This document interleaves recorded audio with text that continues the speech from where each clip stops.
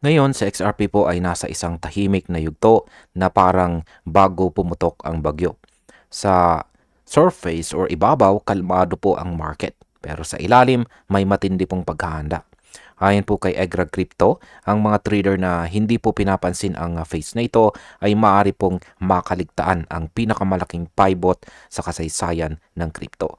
Ang ganito pong uri ng tahimik na consolidation ay madalas na sinyales ng paparating na pagsabog ng presyo. Ang ganito pong calm before the storm setup ay karaniwang nauuwi sa biglaang volatility. Kaya posible pong magising ang market sa isang malakas na bullish move. Kaya yan po ang siyang ating pag-uusapan sa video na ito at simulan po natin agad sa ating unang katanungan kung ano po ba ang nakikita sa structural blueprint ng XRP.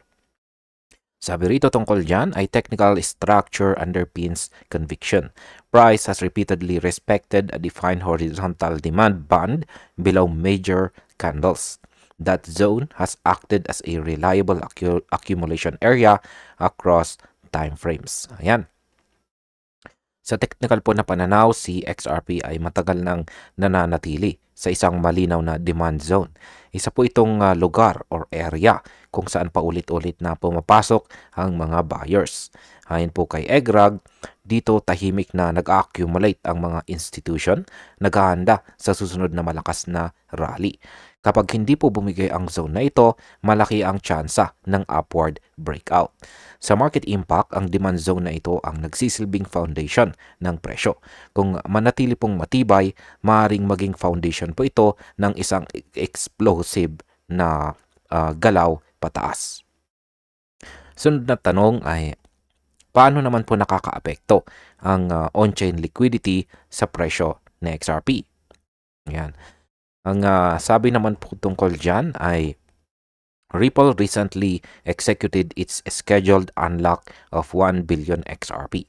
That release followed a significant lock of roughly 700 million XRP within days. Such paired activity matters because it alters short-term float and liquidity dynamics.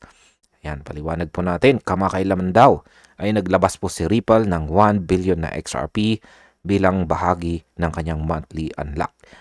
Ngunit halos 700 million po nito ay agad na muling ibinalik or nilak. Ang ganitong galaw ay hindi po random. Ito po ay bahagi ng isang treasury strategy para kontrolin ang supply. Kapag mas kakaunti po ang XRP sa sirkulasyon, mas madali pong umangat ang presyo kapag tumaas ang demand. Sa market impact, ang coordinated release at relock ay nagbabawas po ng short-term supply. Kaya pwede pong magdulot ito ng price squeeze kapag dumami ang mga buyers. Ngayon ay ano naman ang ipinapakita ng galaw ng presyo sa $2.50 na band.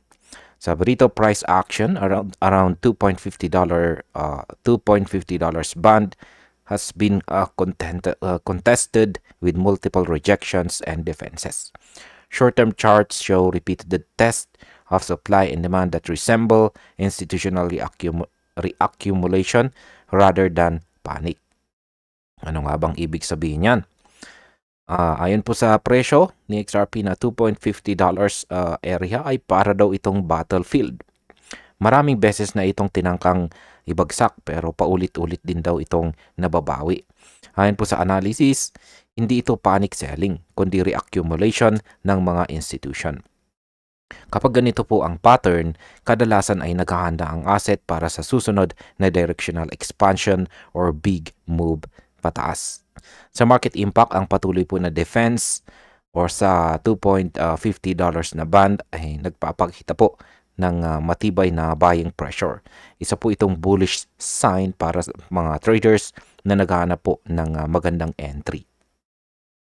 Ano naman po ang ibig sabihin ng what if scenario ni Egrag Crypto? Ayan.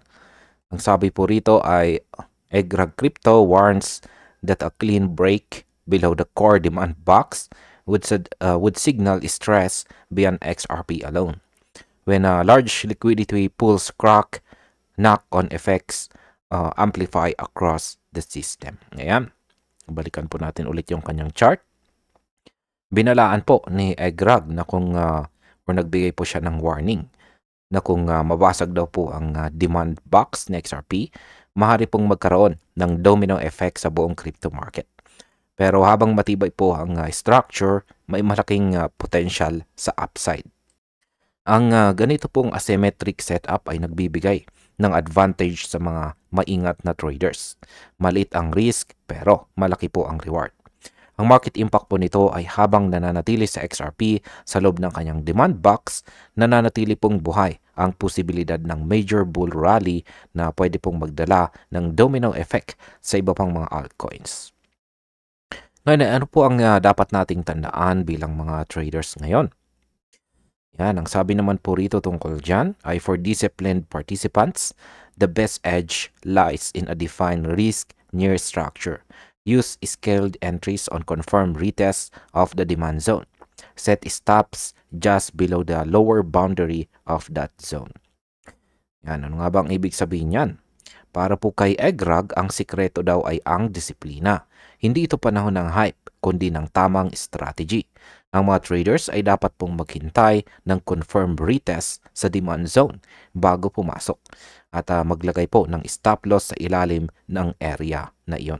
Sa ganito mong paraan, kontrolado po ang risk kahit lumalakas ang volatility. Sa market impact, ang disiplina po sa entry at saka exit ay nakatutulong para hindi po maipit sa malalaking galaw. At sa tamang timing, maaari pong masalo ang susunod na phase melting rally. At bilang panghuli, ang aking opinion naman tungkol dito ay sa lahat po ng analysis na Egrag Crypto, malinaw na si XRP ay nasa yugto ng tahimik na paghahanda. Hindi po ito hype kundi strategy.